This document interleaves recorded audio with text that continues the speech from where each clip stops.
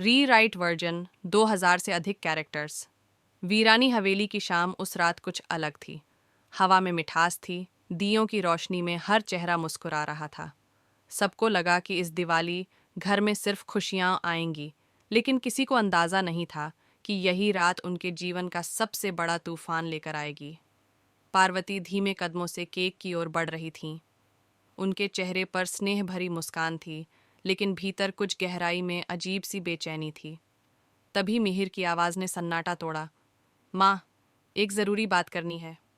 तुलसी ने हंसते हुए कहा। अरे पहले केक तो काट लो बेटा, बाद में बातें भी हो जाएंगी। पर मिहिर की आंखों में बेचैनी साफ झलक रही थी। उसने धीमी लेकिन दृढ़ आवाज में कहा, केक बाद में भी कट जाएगा माँ, पहले ये बात जरूरी है। कमरे में अचानक सन्नाटा फैल गया। सबकी नजरें पार्वती की तरफ थीं। मिहिर ने एक पल रुककर कहा, आप हमारी पुरानी हवेली बेचने के बारे में क्या सोच रही हैं? अग्रवाल परिवार तैयार है, बस आपकी मंजूरी चाहिए। परी के चेहरे पर उम्मीद की चमक दौड़ गई। उसे लगा आज उसका सपना पूरा हो जाएगा, लेकिन पार्वती ने कोई जवाब नहीं दिया।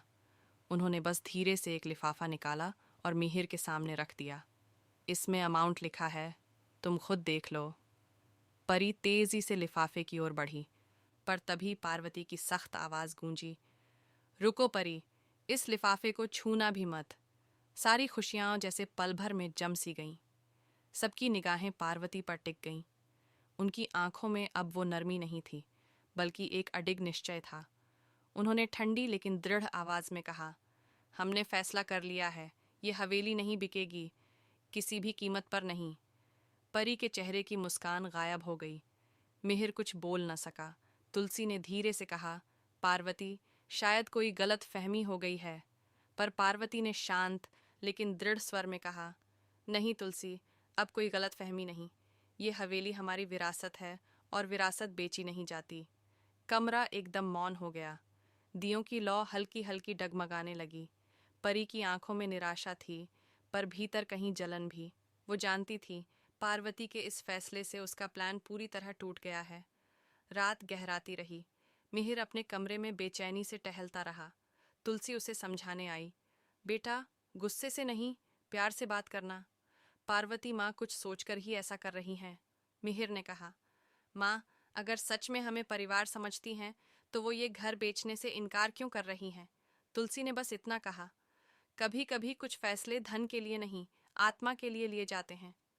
उधर परी अपने कमरे में नोइना के साथ बैठी थी। उसने गुस्से में कहा, पार्वती भी तुलसी की तरह बन गई है, हर चीज पर कंट्रोल रखना चाहती हैं, लेकिन मैं हार नहीं मानूंगी। वो धीरे धीरे उठी और बोली, अगर पार्वती हवेली नहीं बेचेंगी तो मैं उन्हें ऐसा कारण दूंगी कि बेचने पर मजबूर हो जाएं। इसी बीच तुलसी और पार्वती रसोई में बात कर रही थीं। पार्वती ने मुस्कुराकर कहा, समय बदल गया है तुलसी, पर हमारी जड़ें अब भी वैसी ही हैं। तुलसी ने धीमी आवाज में कहा, हाँ, पर कुछ लोग जड़ों को उखाड़ने पर तुले हैं। दोनों के बीच एक मौन सा संवाद हुआ, जैसे दोनों जानती हों कि कुछ बड़ा होने वाला है। अगली सुबह मिहिर और पार्थ के बीच गर्मागर्म बहस होती है। करण बीच में आ जाता है। पार्थ, तुमने बिना हमसे पूछे प्रॉपर्टी कैसे बेच दी थी? पार्थ चुप रहता है। माहौल तनाव से भर जाता है। तभी दरवाजे पर कदमों की आहट होती है। पार्वती धीरे से अंदर आती हैं और सबकी ओर देखती हैं। वो कहती हैं, आज जो घर तुम बेचना चाहते हो, उसी घर ने तुम्हें पहचान दी है।